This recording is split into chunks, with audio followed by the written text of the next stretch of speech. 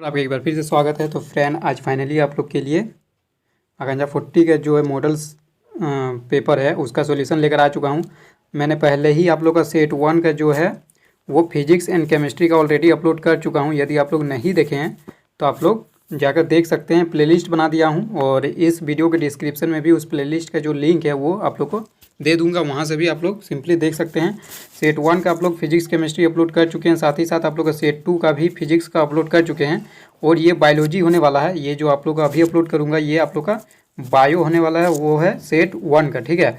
और मैं बता दूं इसमें आप लोग को 120 क्वेश्चन पूछा जाता है, जिसमें से आप लोग यदि इंजीनियरिंग का है तो 40 क्वेश्चन आप लोग को फिजिक्स में रहेगा, 40 क्वेश्चन आप लोग को केमिस्ट्री में रहेगा एंड 40 क्वेश्चन आप लोग को मैथ्स में रहेगा इंजीनियरिंग वालों के लिए। और मेडिकल वालों के लिए फिजिक्स में 40, केमिस्ट्री में 40 एंड बायोलॉजी में 40। तो ये मेडिकल वालों के लिए लाभदायक होने वाला है। जो बायोलॉजी जिनका है मेडिकल वालों के लिए वो 40 क्वेश्चन अभी सॉल्व करेंगे। उससे पहले मैं बता दूं मैं कृष्णा कुमार महतो, मैं भी आकांक्षा 40 का स्टूडेंट रह चुका हूं। तो उससे पहले मेरे चैनल के लिए नए हैं तो सब्सक्राइब कीजिए और बेल आइकन को प्रेस कीजिए। आप लोग सब्सक्राइब करते लेकिन बेल आइकन को प्रेस नहीं करते, जिसके कारण आप लोग को नोटिफिकेशन नहीं पहुँचता है।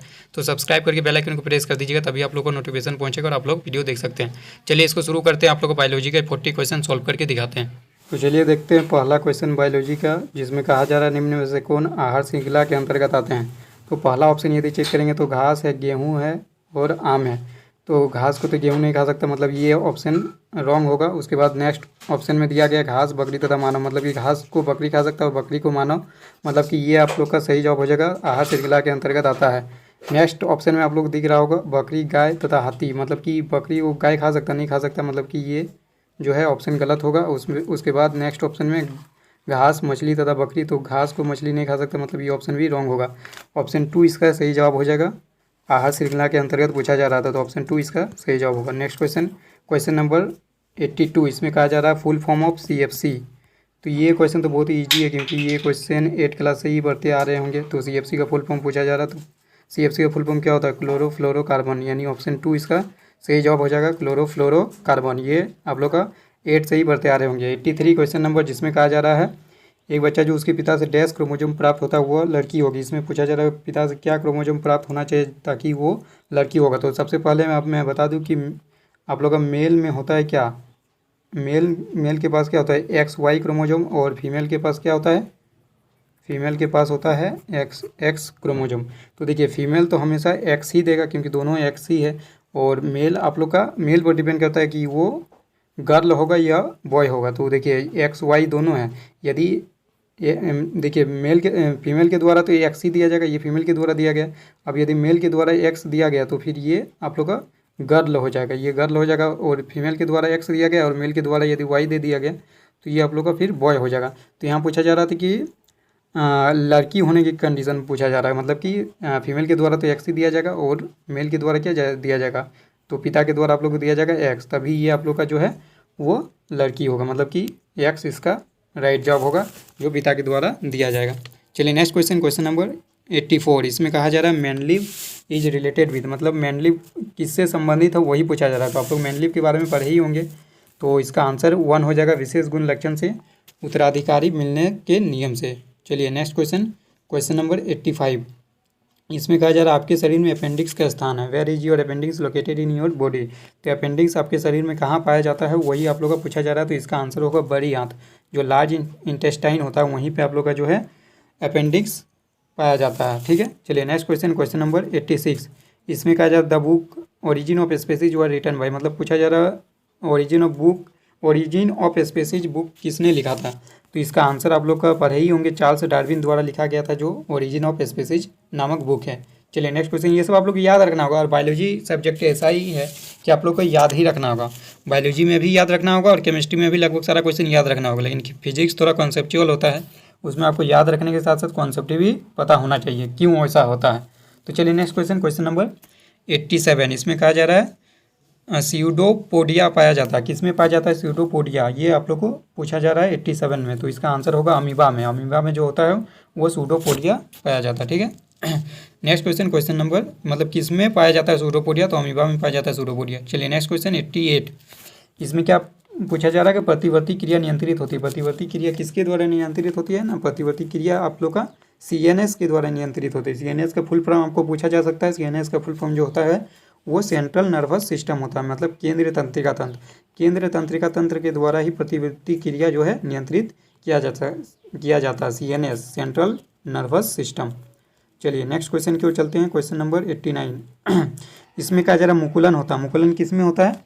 तो आप लोग मुकुलन मुकुलन आप लोग का हाइड्रा में होता है। मुकुलन जो होता है वो हाइड्रा में होता है, साथ ही साथ आप लोग का ईस्ट में भी मुकुलन होता है। तो आप लोग ये भी याद रखिएगा। कल आप लोग को बताया था कि आप लोग को जो टिप्स देती है वो आप लोग को मतलब साइड में लिखना होगा। जैसे मान लीजिए ये क्वेश्चन पूछा गया मुकुलन होता है हाइड्रा में, अब नेक्स्ट बार हो सकता है कि यही क्वेश्चन रहेगा लेकिन ऑप्शन में हाइड्रा की जगह ईस्ट दे देगा, तो आप लोग को ईस्ट टिक मार के आना है तो ईस्ट होगा। हाइड्रा नहीं देगा और ईस्ट दे देगा तो ईस्ट होगा। तो इस तरह का आप लोग क्वेश्चन बनाया जा सकता है। तो उसके साइड में आप लोग ले लिए, यहाँ पे साइड में लिख लीजिएगा हाइड्रा स्लैश करके ईस्ट लिख लीजिएगा, ताकि आप लोग को जब पढ़ेंगे तब आप लोग को याद रहेगा कि मुकुलन hydra as well as yeast में भी होता है। चलिए नेक्स्ट क्वेश्चन, क्वेश्चन नंबर 90। इसमें कहा जा रहा है पक्षमाप पेशी पाई जाती है। पक्षमाप पेशी कहाँ पे पाई जाती है? ना आँख में पाई जाती है पक्षमाप पेशी। Ciliary muscles are found in, यानी आई में पाया जाता है। ठीक है, नेक्स्ट क्वेश्चन, क्वेश्चन नंबर 91। 91 में कहा जा रहा है प्रेसबायोपिया एक बीमारी है जो डैश में होती है। प्रेसबायोपिया किस में होता है? ना प्रेसबायोपिया भी आँख में होता है। आँख में होता है। ये आप लोग का उम्र के साथ होता है। जब एज आप लोग ज़्यादा हो जाता है तो ये बीमारी होने लगता है, और इसके लिए आप लोग का बाईफोकल लेंस का ज़रूरत होता है। ना तो आप लोग का दूर की चीज़ें सही से दिखता है और ना ही सामने की चीज़ें दिखता है, इसलिए बाईफोकल लेंस का यूज होता है, जिसमें कॉन्केव और कॉन्वेक्स दोनों प्रकार का लेंस रहता है। चलिए नेक्स्ट क्वेश्चन, क्वेश्चन नंबर 92। इसमें कहा जा रहा है पुष्प में पुंजन अंग है, मतलब कि आप लोग को पूछा जा रहा है पुष्प में पुंजन अंग है पूछा जा रहा है, मतलब कि पुंकेसर जो होता है ना वो आप लोग का पुरुष में पाया जाता है। The male reproductive part, male reproductive part किस में पाया? In the flower is called, क्या कहा जाता है? फ्लावर में जो मेल रिप्रोडक्टिव पार्ट होता है वो एस्टामेन कहा जाता है। एस्टामेन जो है होता है वो मेल रिप्रोडक्टिव पार्ट होता है। और ये जो एस्टामेन है इसी का हिंदी में बोला जाता है पुंकेसर। आप लोग हिंदी में पढ़े होंगे, इसको पुंकेसर कहा जाता है। और ये कहाँ पाया जाता है? ये परागकण में पाया जाता है। परागकण में पाया जाता है। ये जो पुंकेसर है वो परागकण में पाया जाता है। और परागकण के जो इंग्लिश होता है वो आप लोग का पोलन ग्रेन्स होता है। पोलन ग्रेन्स जो होता है वो इसका इंग्लिश होता है। ठीक है, तो आप लोग ये ध्यान में रखिएगा पुंकेसर जो है वो परागकण में पाया जाता है। और इसका तो आंसर मेल रिप्रोडक्टिव पार्ट पूछा गया है फ्लावर में, तो इसका आंसर पुंकेसर हो गई, यानी एस्टामेन। चलिए नेक्स्ट क्वेश्चन की ओर चलते हैं। चलिए नेक्स्ट क्वेश्चन की ओर चलते हैं। Question number 93। इसमें कहा जा रहा है भ्रूण को माँ के रक्त से पोषण एक विशेष ऊतक की सहायता से मिलता है, जिसे कहते हैं। ये तो आप लोग पढ़े ही होंगे, प्लेसेंटा से मिलता है, तो इसका आंसर प्लेसेंटा हो जाएगा। Next question, question number 94। इसमें क्या कहा जा रहा है? पाचन के बाद प्रोटीन परिवर्तित होता है। पाचन के बाद प्रोटीन किस में परिवर्तित होता है, ये आप लोग का पूछा जा रहा है 94 क्वेश्चन में। तो आप लोग पढ़े ही होंगे जो प्रोटीन का जो परिवर्तित होता है पाचन के बाद वो अमीनो अम्ल में होता है, अमीनो एसिड्स में होता है प्रोटीन का। ठीक है, तो आप लोग चलिए नेक्स्ट क्वेश्चन की ओर चलते हैं। क्वेश्चन नंबर 95 में आप लोग को पूछा जा रहा है मेन साइट ऑफ फोटोसिंथेसिस, मतलब कि प्रकाश संश्लेषण का मुख्य स्थल क्या है? ना क्लोरोप्लास्ट है। क्लोरोप्लास्ट के कारण ही आप लोग का जो है पत्तियों का रंग हरा भी होता है। ठीक है, क्लोरोप्लास्ट में ही क्लोरोफिल पाया जाता है, उसी के कारण आप लोग का पत्तियों का रंग जो है हरा होता है। अब पूछा जा रहा है बांस क्या है? देखिए बांस क्या है ये पूछा जा रहा है, तो इसका आंसर आप लोग को ऑप्शन 3 होगा, दैत्याकार उष्णकटिबंधीय घास। बांस एक तरह का घास ही होता है। ठीक है, बहुत बड़ा घास होता है। चलिए नेक्स्ट क्वेश्चन, क्वेश्चन नंबर 97। इसमें पूछा जा रहा है रिकेट्स बीमारी के कारण क्या है? तो रिकेट्स किसकी कमी के कारण होता है? ना विटामिन डी की कमी से रिकेट्स होता है। और विटामिन ए की कमी से क्या होता है? विटामिन ए की कमी से होता है रतुंधी। विटामिन बी की कमी से क्या होता है? बेरी। और विटामिन सी की कमी से क्या होता है? स्कर्वी। तो ये आप लोगों को पूरा पता होना चाहिए। इस बार रिकेट्स पूछा, हो सकता है अगले बार आप लोग को बेरी पूछ दिया जाए, स्कर्वी पूछ दिया जाए कि स्कर्वी किस बीमारी के क्या कारण है, बेरी के क्या कारण है। तो ये आप लोग पता होना चाहिए। विटामिन डी की कमी से रिकेट्स होता है, विटामिन ए की कमी से जो ये रतुंधी होता है, विटामिन बी की कमी से बेरी और विटामिन सी की कमी से जो है स्कर्वी होता है। ठीक है, चलिए नेक्स्ट क्वेश्चन, क्वेश्चन नंबर 98। इसमें कहा जा रहा है पेचिस तथा इन्फ्लुएंजा होने का क्या कारण है? तो पेचिस आप लोग का जीवाणु से होता है और इन्फ्लुएंजा जो होता है वो विषाणु से होता है, यानी कि ऑप्शन 3 इसका सही जवाब हो जाएगा। ये मत मार दीजिएगा, क्रमशः विषाणु तथा जीवाणु मत मार दीजिएगा। इन्फ्लुएंजा आप लोग का विषाणु होता है, इन्फ्लुएंजा विषाणु। यदि क्रमशः दिया हुआ यानी इन्फ्लुएंजा जीवाणु हो जाएगा, जो कि रॉन्ग आंसर है, इसलिए ये नहीं होगा। और पेचिस जो है वो आप लोग का जीवाणु से होता है, यानी कि आप लोग का ऑप्शन 3 ही सही जवाब हो जाएगा, जीवाणु तथा विषाणु। चलिए नेक्स्ट क्वेश्चन, क्वेश्चन नंबर 99। इसमें बोला जा रहा है C4 चक्र के नाम से जाना जाता है। C4 चक्र के नाम से कौन जाना जाता है? मतलब कि ये जो एक चक्र होता है आप लोग पढ़े ही होंगे, जो ये पौधों में होता है, C4 मतलब कार्बन डाइऑक्साइड लेने वाला होता है। तो इसमें आप लोग का ये जो C4 चक्र है वो आप लोग का हेच एंड सेलेक्ट साइकिल के नाम से भी जाना जाता है। हेच एंड सेलेक्ट साइकिल जो है वो C4 चक्र को ही कहा जाता है। तो ये आप लोग को याद होना चाहिए, C4 चक्र हेच एंड सेलेक्ट चक्र को ही कहा जाता है, ठीक है। चलिए नेक्स्ट क्वेश्चन नंबर 100, जिसमें पूछा जा रहा है निम्नलिखित में कौन एक पादप हार्मोन नहीं है। तो देखिए ऑक्सीन तो है, जिबरेलिन भी है, बीए भी है, मतलब कि इंसुलिन जो है वो आप लोग का हार्मोन नहीं है, पादप हार्मोन नहीं है। चलिए नेक्स्ट क्वेश्चन नंबर 101, मतलब 101 क्वेश्चन नंबर में पूछा जा रहा है आवृत बीजों में प्रजनन की इकाई है, मतलब कि the reproductive unit of angiosperms.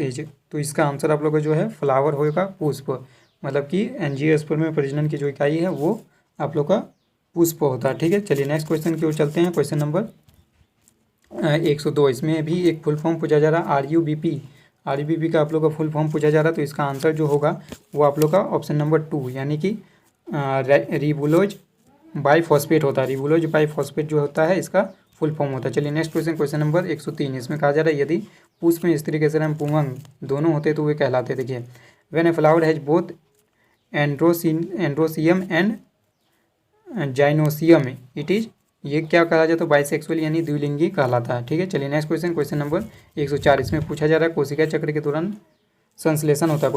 कोशिका चक्र के दौरान संश्लेषण कहाँ पे होता है ना, एस प्रावस्था में होता है। ये आप लोग पढ़े ही होंगे, एस प्रावस्था में जो है कोशिका चक्र के दौरान संश्लेषण होता है। इसमें मैं ज़्यादा एक्सप्लेन क्या करूँगा क्योंकि ये तो बायोलॉजी है, ये आप लोग की याद होना चाहिए। आप लोग एनसीईआरटी पूरा अच्छे से पढ़ना होगा, 10th क्लास का जो एनसीईआरटी है उसको आप लोग अच्छे से पढ़ लीजिए लाइन बाय लाइन, तभी आप लोग ये सब कर पाएंगे जल्दी। किण्वन द्वारा बनने वाला अंतिम उत्पाद है, तो किण्वन द्वारा बनने वाला अंतिम उत्पाद क्या हो सकता है, नहीं इथाइल एल्कोहल होता है। किण्वन द्वारा बना अंतिम प्रोडक्ट मतलब लास्ट प्रोडक्ट जो होता है वो इथाइल एल्कोहल होता है। निम्न में से कौन आत्महत्या की थैली, ये तो आप लोग को मुंह में रटाया होगा, लाइसोसोम जो होता है वो आत्महत्या की थैली के नाम से जाना जाता है, क्योंकि ये 10th का एक क्वेश्चन भी है आप लोग का। निषेचन के पश्चात बीजाणु विकसित होते हैं, इसमें पूछा जा रहा है निषेचन के पश्चात बीजाणु किसमें विकसित होते हैं ना, ये तो आप लोग का इस किसमें बीज, ये बीज के रूप में विकसित होते हैं। तो निषेचन के पश्चात बीजाणु बीज के रूप में आप लोग का विकसित हो जाता है। चलिए नेक्स्ट क्वेश्चन नंबर 108, इसमें कहा जा रहा है फलों के पकने के लिए कौन सा हार्मोन उत्तरदायी है।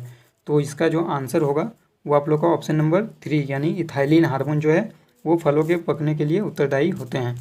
चलिए नेक्स्ट क्वेश्चन नंबर 109, इसमें क्या कहा जा रहा है ब्रायोफाइटा में मादा जनन अंग कहलाता है। ब्रायोफाइटा में मादा जनन अंग क्या कहलाता है ना, इसका आंसर आप लोग का ऑप्शन नंबर 3 यानी कि आर्चिगोनियम कहलाता है।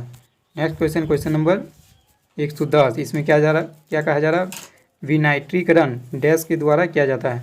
तो विनाइट्रीकरण किसके द्वारा किया जाता है, तो इसका ऑप्शन नंबर ए सूडोमोनास के द्वारा किया जाता है। तो इसका option number 1 is right answer.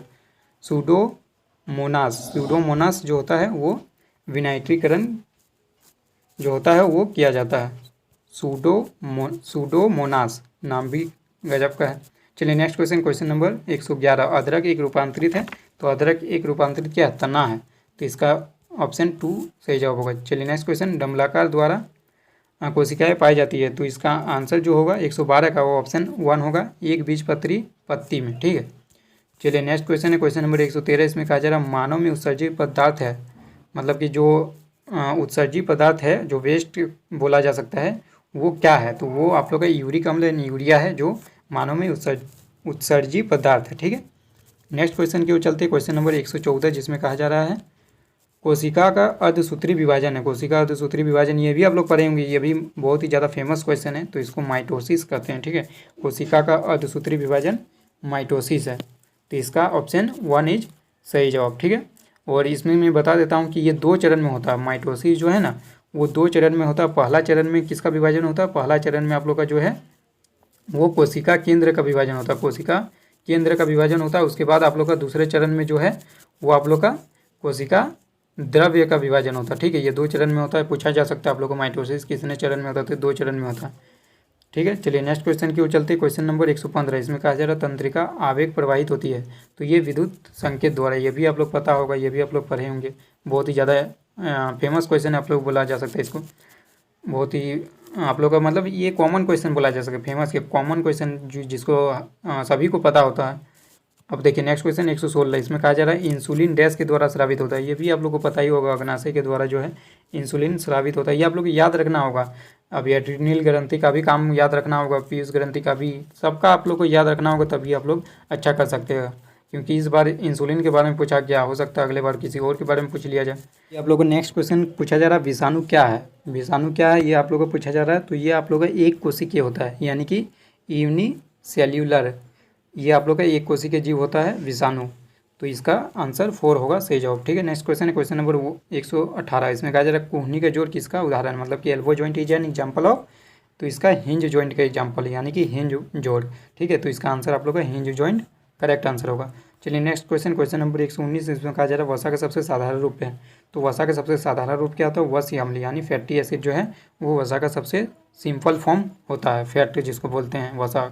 ठीक है, next question, question number last है ये, DNA differs from RNA in having, मतलब पूछा जा रहा है कि डीएनए आरएनए से किसके कारण, किसके होने के कारण अलग है, भिन्न है। तो डीएनए में आप लोग का पाया जाता है थाइमिन, डीएनए में थाइमिन पाया जाता है, जिसके कारण से ये आरएनए से भिन्न है, मतलब कि इसका आंसर थाइमिन होगा। और आरएनए में क्या पाया जाता है, आरएनए में पाया जाता है यूरेसिल, आरएनए में यूरेसिल पाया जाता है। यदि यूरेसिल रहता तो भी यूरेसिल पर टिक मारते, थाइमिन है तो थाइमिन पर टिक मारेंगे। ठीक है, तो ये भी पूछा जा सकता है डीएनए में क्या पाया जाता है, तो थाइमिन पाया जाता है, आरएनए में क्या पाया जाता है, यूरेसिल पाया जाता है। इसके कारण दोनों एक दूसरे से भिन्न है, मतलब कि अलग है, डिफरेंट है। चलिए उम्मीद करता हूँ वीडियो पसंद आया होगा, पसंद आया तो एक लाइक जरूर कीजिए, लाइक करने से मुझे मोटिवेशन मिलता है और आप लोग जल्दी से जल्दी वीडियो अपलोड करते हैं। चलिए आज के लिए इतना ही, तब तक के लिए take care and bye bye.